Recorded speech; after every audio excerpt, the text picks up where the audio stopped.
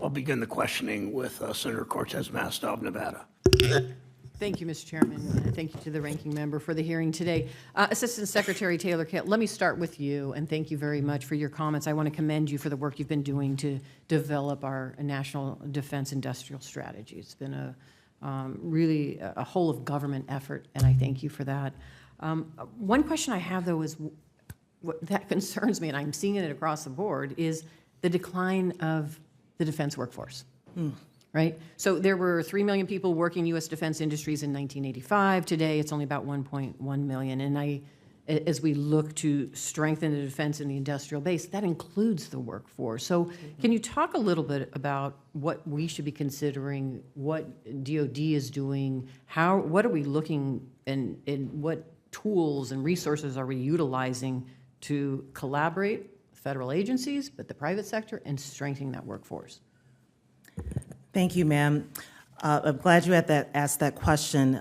Indeed, the decline of the defense workforce is a key area of risk. It is a risk for production in general, certainly for production in defense critical supply chains. As part of the National Defense Industrial Strategy, we made workforce readiness one of the 4 strategic priorities for that very reason. The Department of Defense is in implementing the strategy and developing the implementation plan. Workforce will remain a very important issue. And I'd also like to note it's not just the defense industrial base workforce, but it's also the organic industrial base workforce, as well as our acquisitions workforce.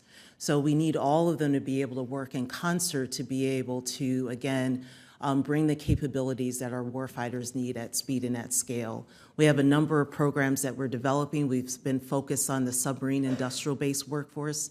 I was just in Michigan on Monday with Secretary of the Navy Del Toro. So we were unveiling a new initiative in Michigan to help reskill and upskill workforce there, particularly automotive workers who may want to work in the submarine industrial base workforce, so creating an additional workforce in Michigan. We continue to promote manufacturing and advance trade skills as well. Again, workforce remains of a priority and will continue to be a priority for us as we continue to want to build out the resiliency of the industrial base. I appreciate that. Thank you. Let me jump to Assistant Secretary Rosen, and I want to talk a little bit about CFIUS. I welcome your proposed rulemaking, which adds the Hawthorne Army Depot in Nevada to CFIUS. A couple questions. I know you're adding 50 additional facilities as well. What factors contributed specifically to adding, if you can tell me, adding the Hawthorne Army Depot to the list? Senator, thank you for the question and for your leadership on these issues. Of course, you mentioned Hawthorne, but there's a host of other facilities in your state that are on the list, importantly so, Nellis and others. So back in when Congress enacted FIRMA, it gave us this new real estate jurisdiction. And at the time, we worked closely with our colleagues at the Department of Defense to develop the initial list. And when I came in a couple years ago, we looked at cases and we decided, working closely with our colleagues at DoD, to take another look. And in 2023, we added 8 additional bases. And as you point out, we're in the process of adding 59 more bases. And I would defer to my colleague, Dr. Taylor Kitt, for some details on this. But as a general matter, what we look to is the sophistication of what's going on at these facilities, the possibility for potential espionage, how much of it is core national security, how much of it is training.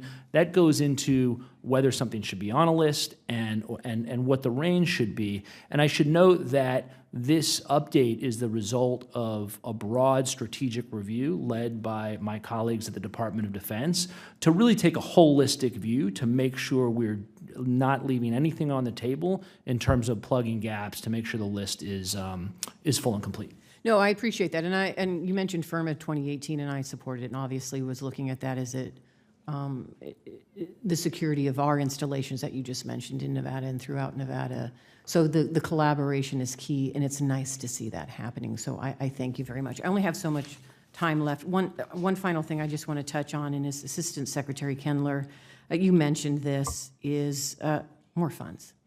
More funds for the department. My understanding is you haven't received funding, an increase since 2010. And based on that, I would imagine it is challenging now because of the increased capacity of your jurisdiction and oversight to cover some of the coverage that you need with less resources. Is that one of the reasons why you're seeking an increase? I guess talk a little bit about that if you would. Senator, thank you very much for the question. That's right. Taking inflation into account, our budget has essentially been flat for quite some time. Basically, the last decade, it's barely kept up with inflation. We do support the president's budget for fiscal year 25, which is a down payment on what we need in the Bureau of Industry and Security. If I had one ask, it would be for funds for IT modernization. We need roughly $100 million to take antiquated systems and turn them into useful, productive data and analytic support. We've had issues in providing answers to the Hill in a timely way because we don't have an updated modernization system, and we're not taking advantage of the data capabilities we have to the best of our ability. With more funds, we would enhance our technical expertise. We would work on data and analytic capabilities, and then certainly our enforcement capacity as well. Thank you. Thank you, Mr. Chairman. Thank you,